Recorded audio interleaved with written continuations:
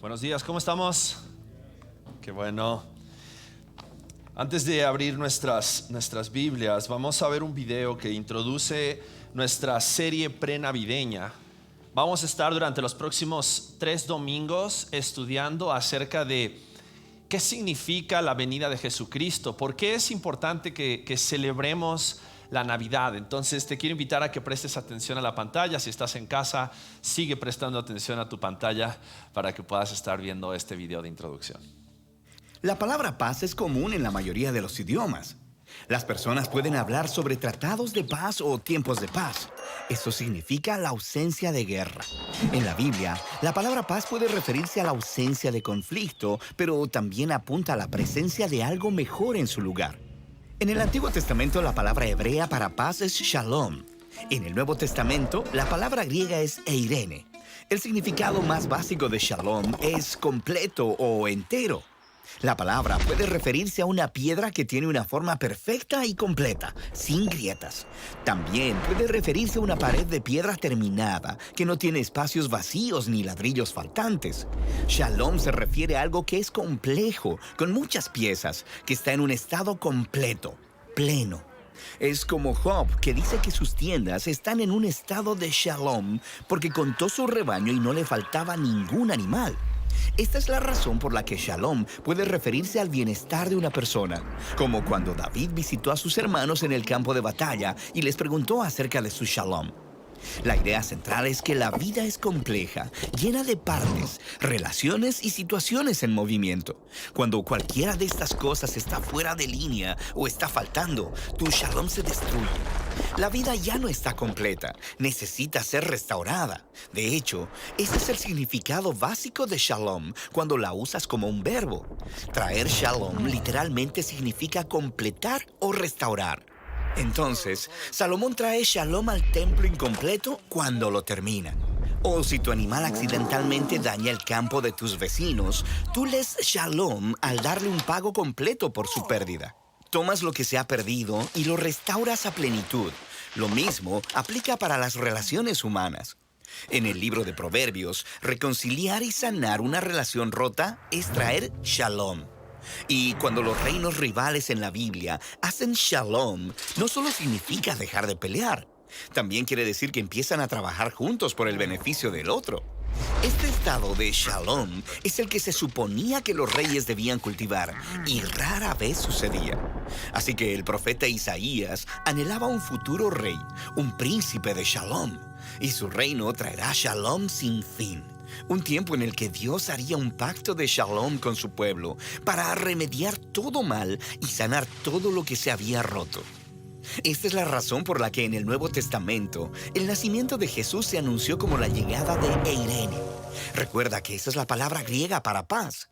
Jesús vino a ofrecer su paz a otros, como cuando les dijo a sus seguidores, «Mi paz les doy».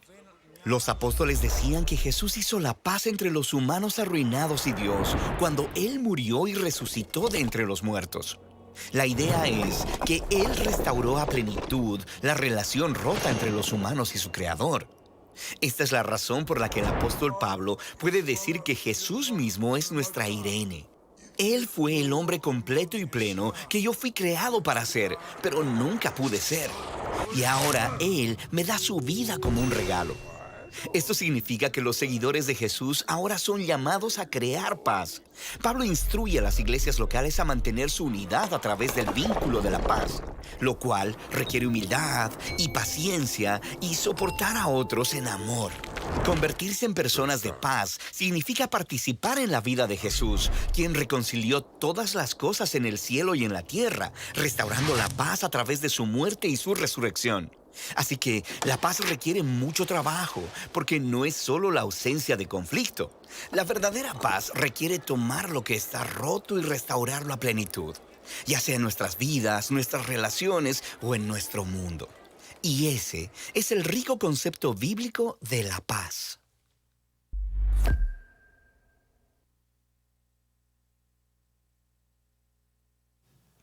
Hay 4 palabras que vamos a estar estudiando a lo largo de estas próximas 3 semanas, que son palabras que se utilizan mucho en esta época.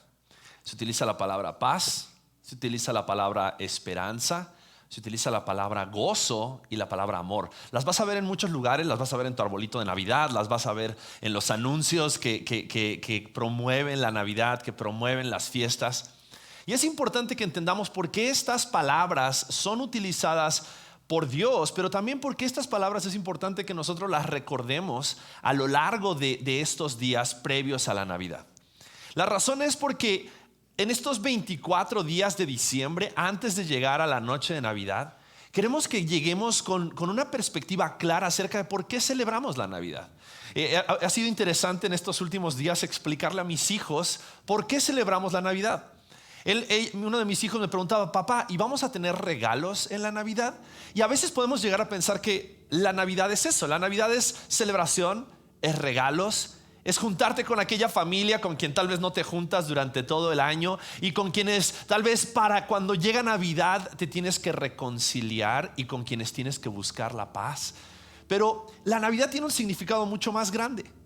La Navidad, cuando hace unos días atrás mi hijo me preguntaba: papá, entonces vamos a celebrar nuestro cumpleaños en Navidad. ¿Y por qué? Porque recibimos regalos. Digo, no es tu cumpleaños, Gabriel. Vamos a celebrar el cumpleaños de Jesús. Y entonces es ahí cuando tiene sentido la pregunta: entonces, ¿por qué yo voy a recibir un regalo si lo que estamos celebrando es el cumpleaños de Jesús? Si Jesús fue el que nació en una fecha similar al 24 de diciembre, porque seamos honestos, no es exactamente el 24 de diciembre tal vez el día en que nació Jesús, pero es el día que se celebra. Pero la realidad es que no celebramos nuestro cumpleaños, celebramos el nacimiento del Hijo de Dios. Y el hecho de que recibamos regalos nos tiene que recordar que la gracia de Dios significa que nosotros podamos recibir regalos que no merecemos. Y porque no es nuestro cumpleaños y recibimos regalos, entonces tenemos que pensar en aquel que sí es su cumpleaños y en aquel que sí vino a darnos paz y vino a darnos esperanza. Ahora, recién veíamos este video y hablaba acerca de la importancia del significado de la palabra paz. Y la palabra paz significa restaurar algo que estaba incompleto o algo que estaba roto. Significa poder terminar algo que estaba incompleto o algo que se había quebrado, algo que tal vez había perdido su estado de completo, algo que había perdido su estado de perfección. Y es exactamente una de las razones por las cuales Jesús vino a este mundo hace más de 2000 años atrás. A veces podemos llegar a reflexionar mucho acerca de la muerte de Jesús. Y la muerte de Jesús es aquello que culmina la obra de salvación, es aquello que completa la obra de salvación, es aquello que hace perfecta la obra de salvación. Pero el nacimiento de Jesús, la venida de Cristo Jesús a este mundo, estaba demostrándonos el deseo y el corazón del Padre para con cada uno de nosotros. Porque el Padre estaba en una situación de conflicto con nosotros los hombres. Y vamos a leerlo en Efesios capítulo 2. Si tienes ahí tu Biblia, abre tu Biblia en Efesios capítulo 2 a partir del versículo 11. Y vamos a darnos cuenta el día de hoy vamos a estar reflexionando en estas dos primeras palabras: paz y esperanza. Paz y esperanza. Y vamos a darnos cuenta por qué era que tú y yo necesitábamos que Dios enviara a Jesús a este mundo, para que Jesús sea nuestra paz, para que Jesús venga a hacer la paz y darnos esperanza. Fíjate lo que dice la palabra de Dios, Efesios capítulo 2. Si tienes una Biblia, ábrela en este pasaje, si no, los versículos van a aparecer atrás mío en la pantalla. Pero a partir del versículo 11 dice así: por tanto, acordaos de que en otro tiempo vosotros los gentiles, en cuanto a la carne, erais llamados incircuncisión por la llamada circuncisión hecha con mano en la carne. Y en aquel tiempo estabais sin Cristo, alejados de la ciudadanía de Israel, ajenos a los pactos de la promesa, sin esperanza y sin Dios en el mundo. Fíjate, esa es o era la condición de cada uno de nosotros sin Cristo, sin Dios, separados de la esperanza, separados de las promesas, sin esperanza acerca del futuro. Versículo 13. Pero ahora en Cristo Jesús, vosotros que en otro tiempo estabais lejos, habéis sido hechos cercanos por la sangre de Cristo. Versículo 14. Porque Él es nuestra paz, que de ambos pueblos hizo uno, derribando la pared intermedia de separación, aboliendo en su carne las enemistades, la ley de los mandamientos expresados en ordenanzas, para crear en sí mismo de los dos un solo y nuevo hombre, haciendo la paz. Y mediante la cruz reconciliar con Dios a ambos en un solo cuerpo, matando en ella las enemistades. Y vino y anunció las buenas nuevas de paz a vosotros que estabais lejos y a los que estaban cerca, porque por medio de Él los unos y los otros tenemos entrada por un mismo Espíritu al Padre. Fíjate, hay una realidad y este pasaje lo describe muy claramente. Tú y yo estábamos sin Cristo en una condición de enemistad. Y cuando tú tienes un enemigo, estoy seguro que tú no tienes enemigos, pero cuando tú tienes un enemigo, o cuando de repente no te llevas muy bien con una persona, lo menos que quieres hacer es hablar o cruzarte con esa persona en la calle. Es más, entras a algún restaurante, entras a algún lugar donde hay una persona que es tu enemigo, o que te ha hecho algún mal, o que te ha hecho algún daño, y lo primero que haces es voltear la cabeza al otro lado y seguir tu camino, tratando de evitar siquiera que te vea. Porque hay algo que causa conflicto, hay algo que ha roto la relación, que ha roto la amistad que tal vez tenías con esa persona. Y puede ser que fue una cuestión de una relación sentimental, o fue tal vez alguna cuestión de una situación laboral, o puede ser alguna situación familiar que te ha puesto en enemistad con esa persona. Y cuando estás en enemistad con una persona, no quieres verlo, lo evitas. Y muchas veces ese sentimiento es mutuo. Pero si algo tenemos que darnos cuenta a través de este pasaje, y algo que quiero que veamos el día de hoy, es que aunque éramos enemigos de Dios, y Dios tenía todo el derecho, porque quienes fuimos en contra de Dios, pecamos en contra de Dios, rompimos la relación con Dios, atentamos en contra de la amistad que había originalmente creada por Dios, fuimos nosotros. Nosotros fuimos los que causamos esta enemistad. Nosotros fuimos los que causamos el conflicto. ¿A causa de qué? Dice la Biblia, a causa de nuestro pecado. Cuenta la historia, cuenta la Biblia en Génesis, que Dios creó todas las cosas buenas y perfectas, y el mundo había sido creado en un estado de paz, donde dice la Biblia que los animales convivían unos con otros, no había conflicto.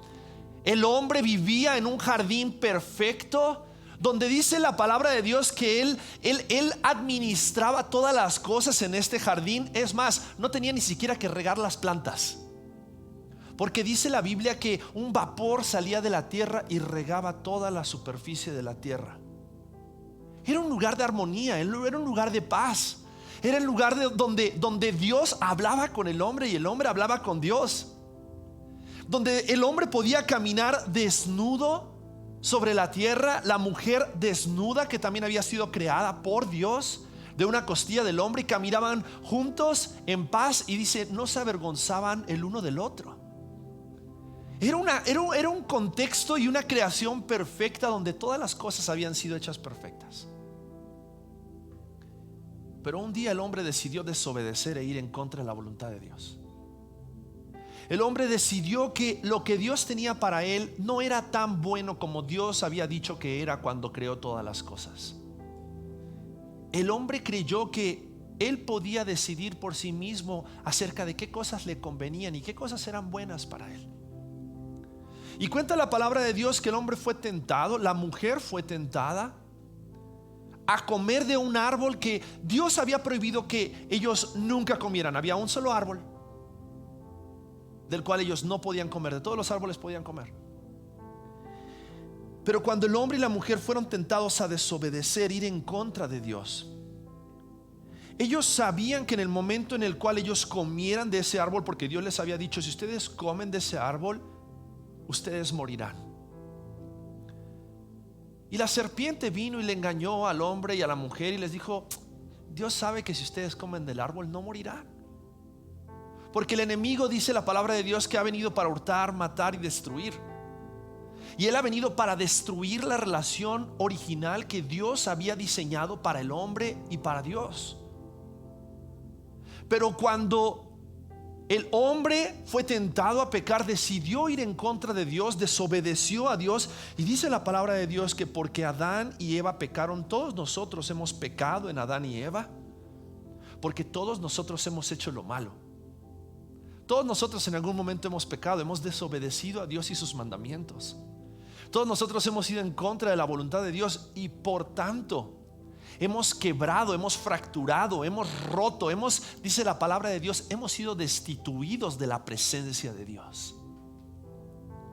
No porque Dios sea un Dios malo, no porque Dios sea un Dios que se jacte de la venganza y que no quiera tener una relación con el hombre, pero porque nosotros mismos en Adán y Eva y en nuestras propias vidas hemos pecado. Hemos desobedecido a Dios. No hay ninguno que pueda decir: yo nunca he pecado, yo nunca he mentido, yo nunca he robado, yo nunca he desobedecido, yo nunca le he deseado la muerte a alguien. Ninguno. La Biblia dice: no hay justo ni aun uno, no hay quien haga lo bueno, no hay quien busque a Dios.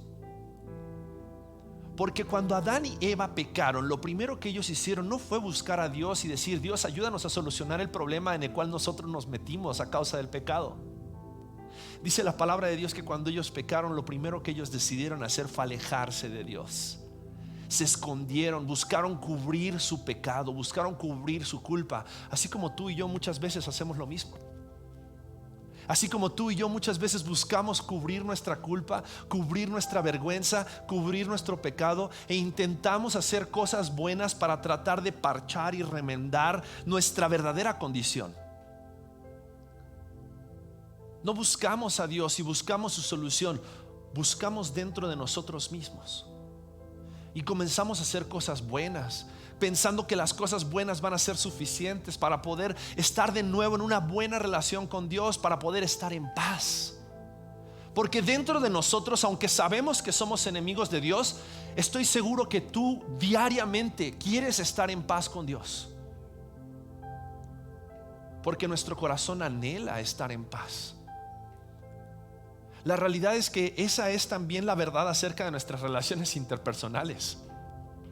Porque aunque tenemos este dolor y tenemos esta enemistad con aquellas personas que nos han hecho mal o nosotros hemos hecho mal, dentro de nosotros sabemos que qué hermoso podría estar sin este sentimiento y poder estar en paz, poder resolver este conflicto. Y ante la realidad de que tú y yo estábamos en este conflicto, en esta enemistad con Dios, en esta guerra con Dios, es que Dios decide enviar a su Hijo Jesús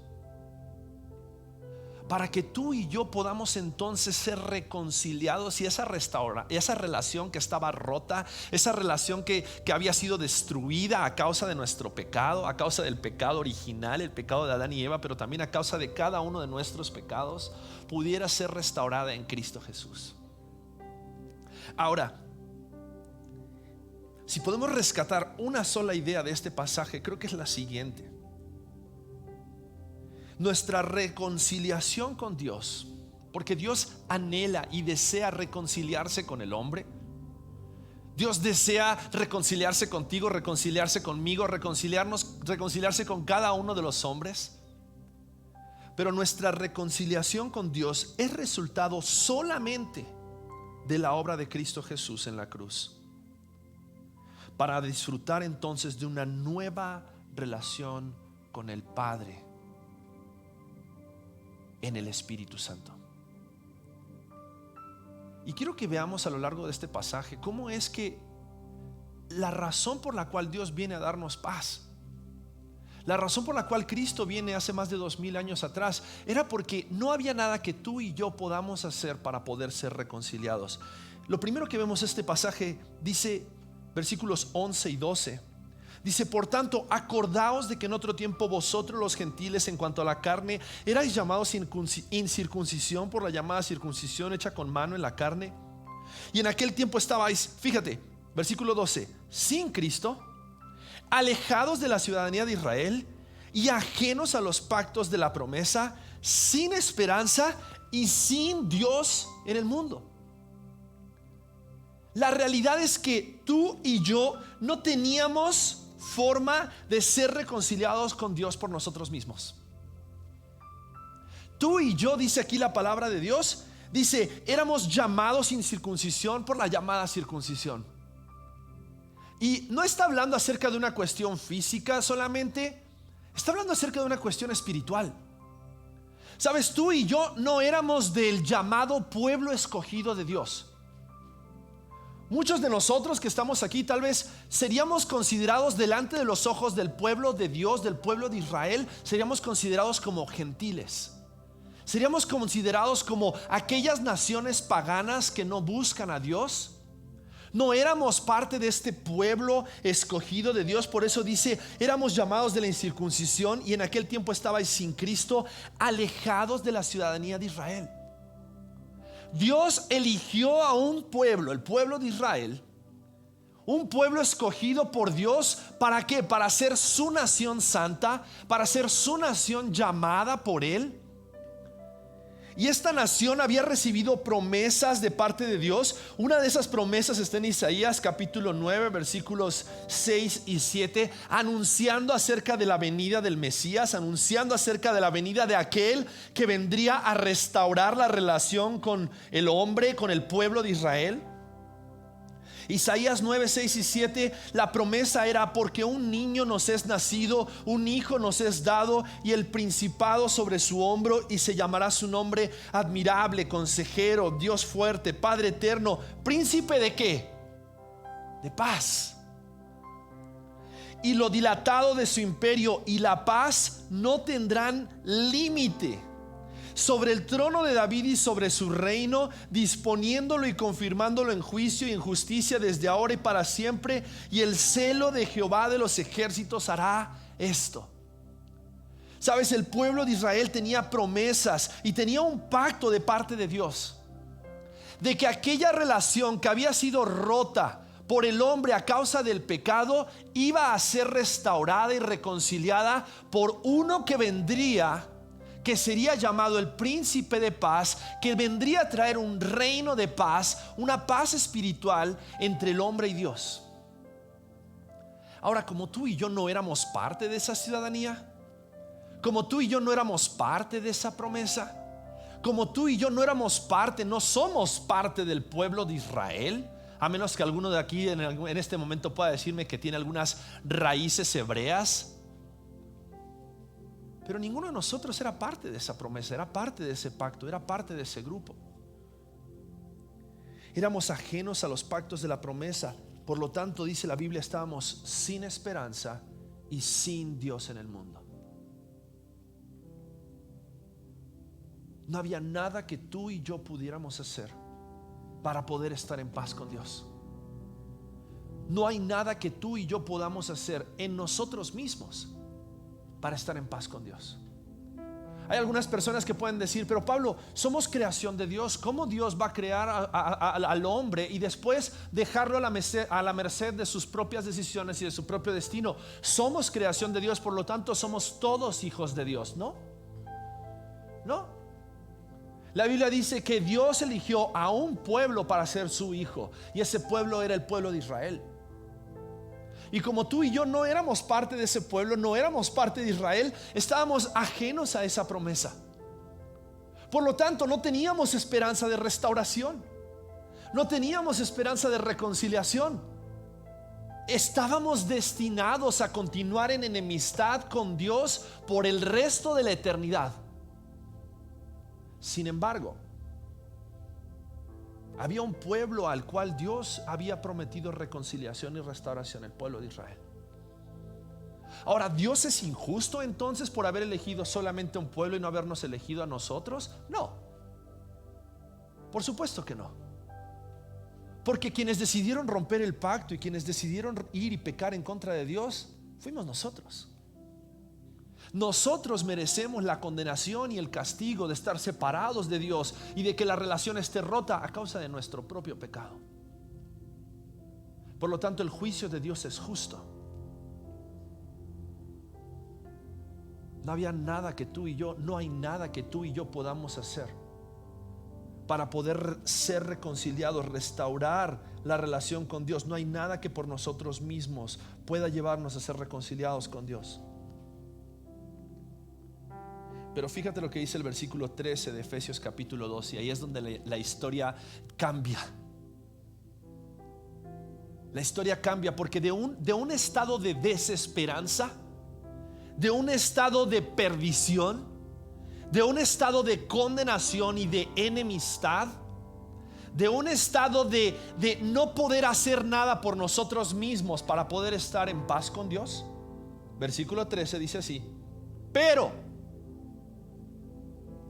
ahora en Cristo Jesús, vosotros que en otro tiempo estabais lejos, habéis sido hechos cercanos por la sangre de Cristo, porque Él es nuestra paz, que de ambos pueblos hizo uno, derribando la pared intermedia de separación, aboliendo en su carne las enemistades, la ley de los mandamientos expresados en ordenanzas, para crear en sí mismo de los dos un solo y nuevo hombre, haciendo la paz, y mediante la cruz reconciliar con Dios a ambos en un solo cuerpo, matando en ella las enemistades. Aquello que había sido diseñado, esa cruz que había sido creada para matar a aquellos que habían tal vez roto la ley de los romanos, se convirtió, aquello que había sido creado para matar al hombre, se convirtió en aquello que Dios utilizó para matar a aquello que condenaba al hombre.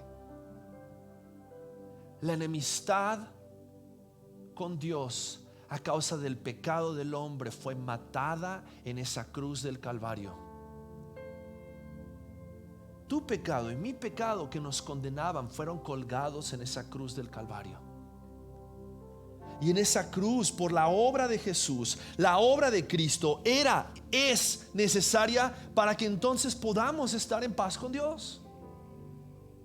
Porque Dios desea la reconciliación con el hombre, aunque nosotros muchas veces buscamos nuestro camino. Dice la Biblia: todos nos descarriamos como ovejas, cada cual se aparta por su camino, mas Jehová cargó en él, en Jesús, el pecado de cada uno de nosotros.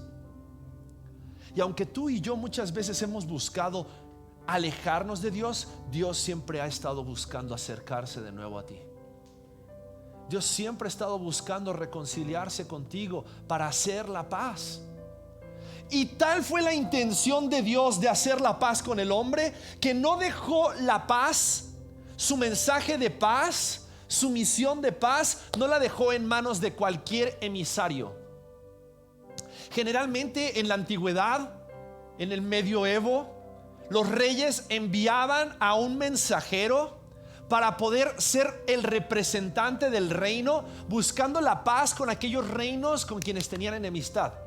Me encantan las películas medievales, y me encanta cuando de repente los reyes enviaban a sus emisarios, a sus embajadores, para buscar la paz con esas otras naciones, con quienes estaban en pelea, con quienes estaban en guerra, con quienes estaban en enemistad.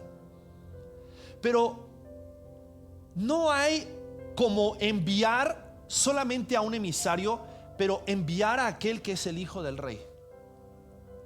Y el hijo del rey de reyes y señor de señores, el rey de los cielos, creador de todas las cosas, vino a este mundo como emisario de paz para buscar la paz con el hombre, y se ofreció a sí mismo en sacrificio vivo para que tú y yo podamos disfrutar de la vida que proviene de una reconciliación y restauración con Dios. porque no había nada que tú y yo podamos hacer por nosotros mismos para poder ser reconciliados con Dios. Por eso la obra de Cristo es necesaria para que podamos estar en paz con Dios. Romanos capítulo 5 versículos 8 al 10 dice que más Dios muestra su amor para con nosotros en que siendo aún pecadores Cristo murió por nosotros. Pues mucho más estando ya justificados en su sangre, por él seremos salvos ¿de qué? De la ira. Porque si siendo enemigos fuimos reconciliados con Dios por la muerte de su Hijo, mucho más estando reconciliados seremos salvos por su vida. Y no solo esto, sino que también nos gloriamos en Dios por el Señor nuestro Jesucristo, por quien hemos sido recibido ahora la reconciliación.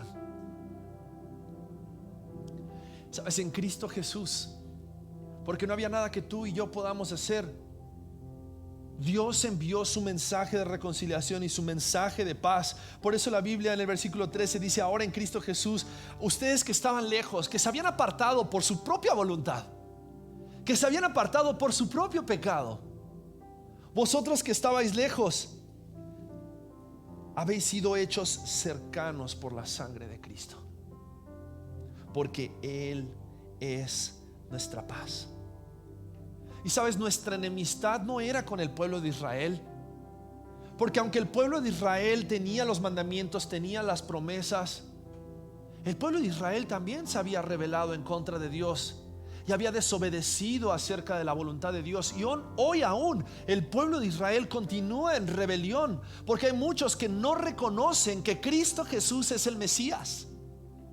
Y por más que son el pueblo elegido de Dios, aquellos que no han recibido la reconciliación por medio de Cristo aún están en condenación a causa de su incredulidad.